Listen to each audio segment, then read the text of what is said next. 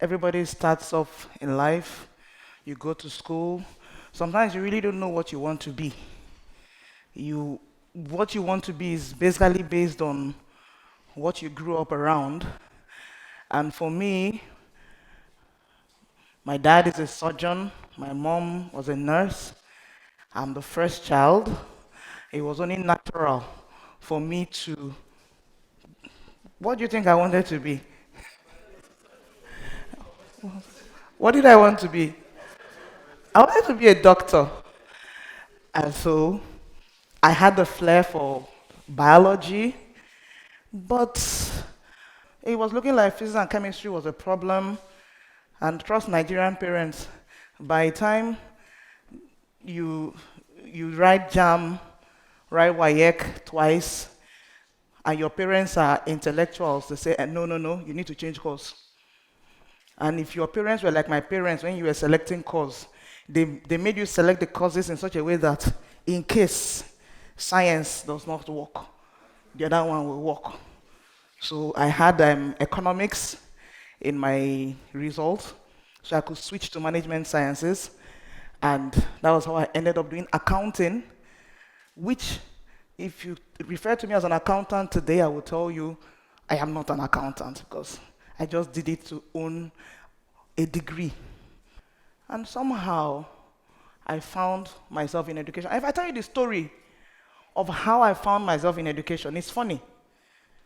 As at that time when we're having a lot of upheavals in River State, militancy, wahala, and all that, I asked myself, if my husband should lose his job now, what are we going to fall back on? And I was looking for a property, and an agent showed me stuff, showed me properties, and he showed me something in Lekaya Housing Estate, and he was like, block a flat, 4-bedroom flat, and he was like, why not? From in my own mind, I was like, okay, this flat, I will do a multi-purpose service, a dry cleaner here, salon here, this one there, that one there. But the agent was like, there was a daycare here. They moved out. I believe there will be a need. The people that used to rely on this creche may still want to look for the service. Why not go into it? And honestly, I had no prior experience. The only experience I had was the experience of my own children. Fortunately, they went to standard schools, all the schools around GRA. So I already had an expectation, I already had something in my mind, and I'm the kind of person that when I enter anywhere, I'm like a sponge.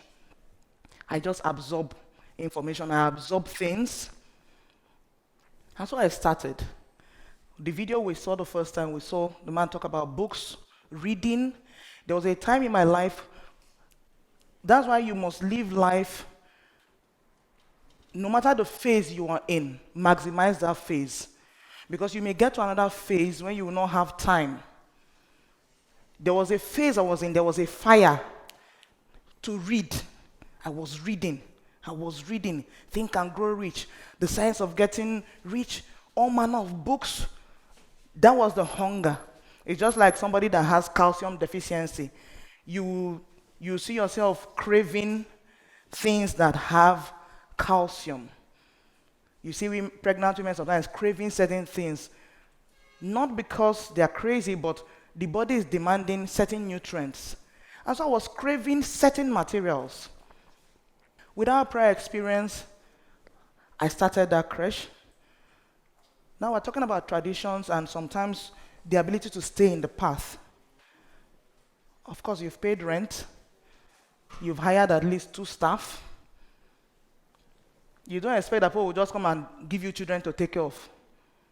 So of course, first month, second month, nobody. People are coming for inquiry, quite all right, to check you out, but nobody is registering. You're already running at a loss because the business is already running, but you're not getting anything back. You will not tell the 2 people you employed that, no baby, so we will not pay you. You have to pay them. That is why people don't understand that business owners, the journey is not a bed of roses. You must be determined to stay in it if you decided that business is what you want to do. But as God will have it, by our third month or thereabout, we had 2 infants. In fact, one of the infants was premature, in the sense that he was giving birth to prematurely, and the mother had to go to work. So at 2 months, by the age of a premature baby, he was registered. Because one of the visions, when I decided to run the creche, I had to, as at that time, decide on what I would call my vision. And I asked myself, what can I now realized that the world of today, women are not sitting at home because the economy was getting tougher. And it was basically equal hustle. The same hustle the men were making is the same hustle the women were making. And of course, it's not like before that house help will be easy to get. And then people are looking for quality childcare. And that became my passion, to create quality, provide quality early childhood care. And that was my vision, honestly. And people came to meet me and like, this thing you're doing. That's how they used to start. They would say it's just early childhood. Before you know now, you would be doing a big school. I said, no, my vision. I told them my vision is early childhood. Even went to do a master's degree in early childhood education. And in my eyes, I saw the vision grow from an embryo to what it is today. I saw the vision evolve. This long vacation, August break, most schools do summer school. I put my teachers on shift. They were working 2 weeks, 2 weeks. I was there every day. I could have rested, but the business will not run itself. I am the visioner. I know what I see. But they are more like hirelings, like the Bible will call it. They are not seeing what you see. And so I'm there every day. There is time for resting. When that time comes, you will know. When the time to enter into your rest comes, you will rest. But now you need to pay your dues. This is 11 years down the line. The business, from the vision, we bettered it, and then it grew. It started growing. It was growing, it was growing. True to prophecy of those people that told me, leave that thing you're saying, you're going to run a school. By the time the infant became 1 year, 2 years, the parents are saying, where do you want us to send these children to? I was forced to begin to do toddler class. Before you know it, those same children needed to go to the next class. And that is the way I built the business also, because I didn't have funding. There are people that can start a business with funding and they pump it in. But somehow it's not also too ideal. It's like network marketing. If you've done network marketing, which is also an ideal model when it's run properly, they have, manager, director, this and that. The idea of network marketing is that I'm using a product and I'm getting somebody also come and use the product with me, and we are building. But true to human nature, you hear that, okay, for example, to be a director, you need 14 legs. You have not even built that network, but you think you can raise the money. So you use the money to buy 14 legs. It's like scaffold without base. It will fall, it will break one day when some kind of weight is put on it. We're talking about traditions. You are now building, you build, because even somebody that is even building a scaffold, they have to do the first base and then step up, build on that, and use that one to keep going up. The same thing applies to to business and to life. And so we went through growth. And then, like I said, just keep reading, just keep absorbing, just keep coming for workshops, coming for trainings, coming for TEDx. You are picking, absorbing, you won't know where the information will be useful. Somehow, even in pricing of my service, nobody directly told me what to do, but I never undercosted my service because I wanted customers. It wasn't exorbitant, but it wasn't down there because I want 100 population in 1 year. I put my cost at 20,000. But I know the quality of education I wanted to provide. My standard is 21st century learning principles, not the way we were taught. There are a lot of gaps in it.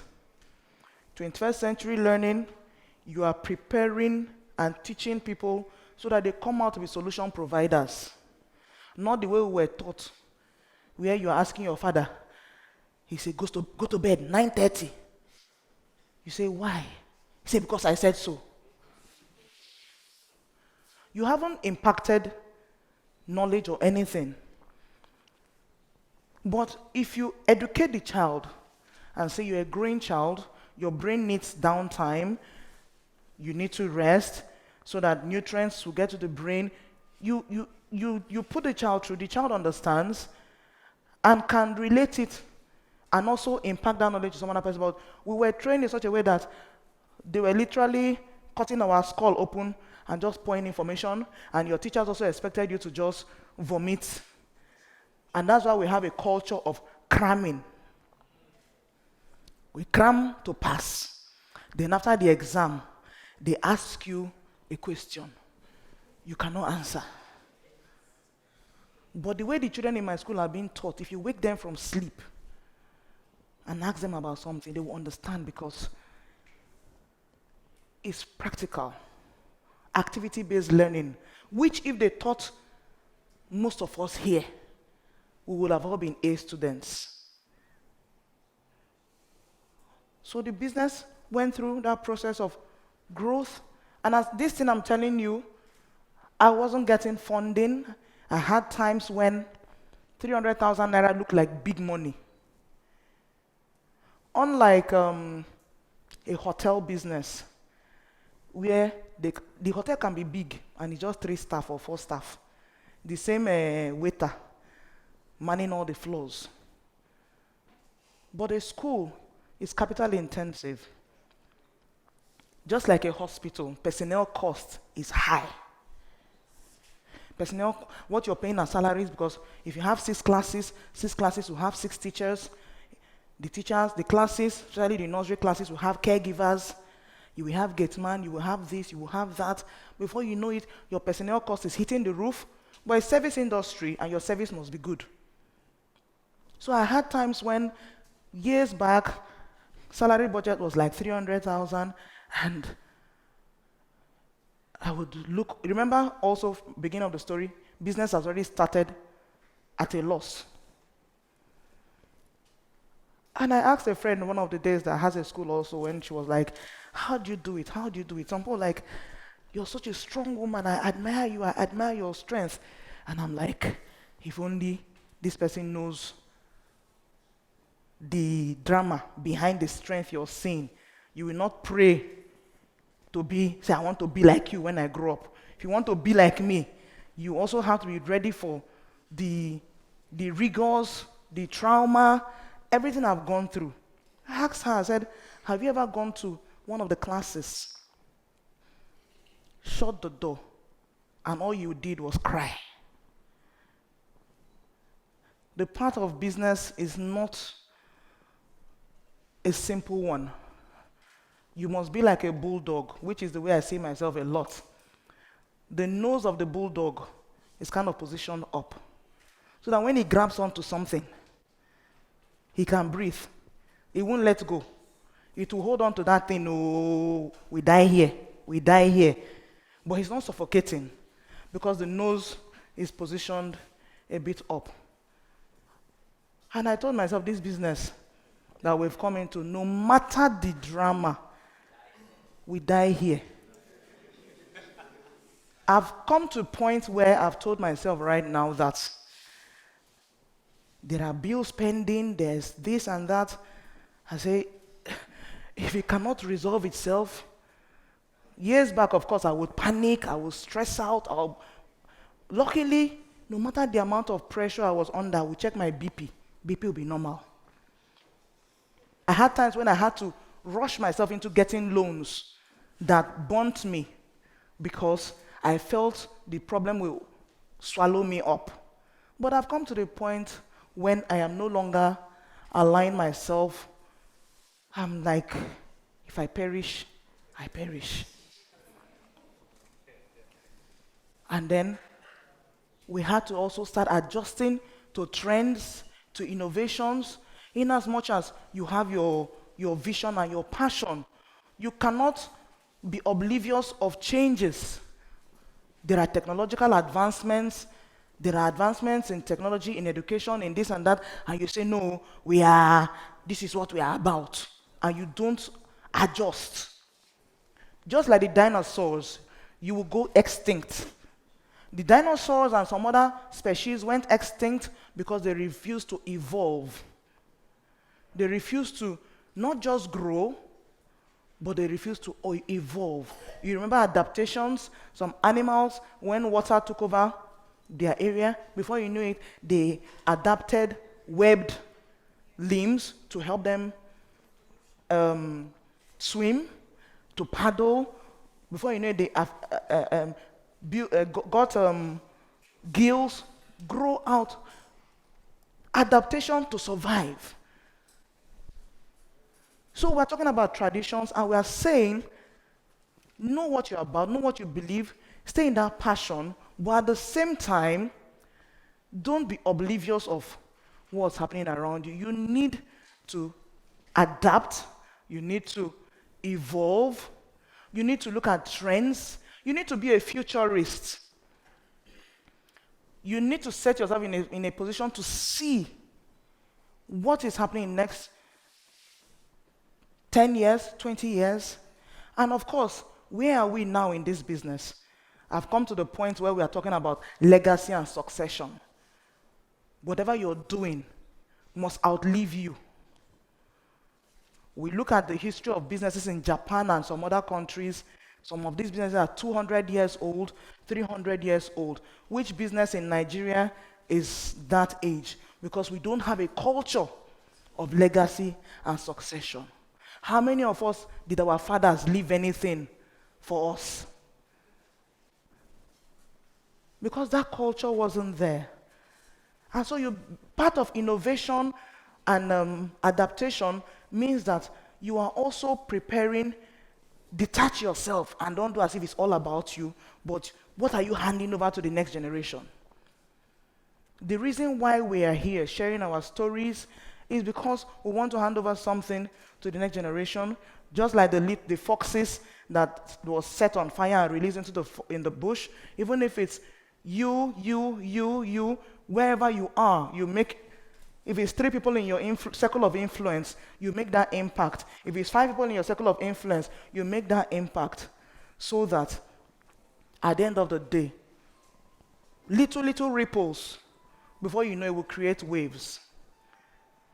And so this has been the little story of the journey that I have been on.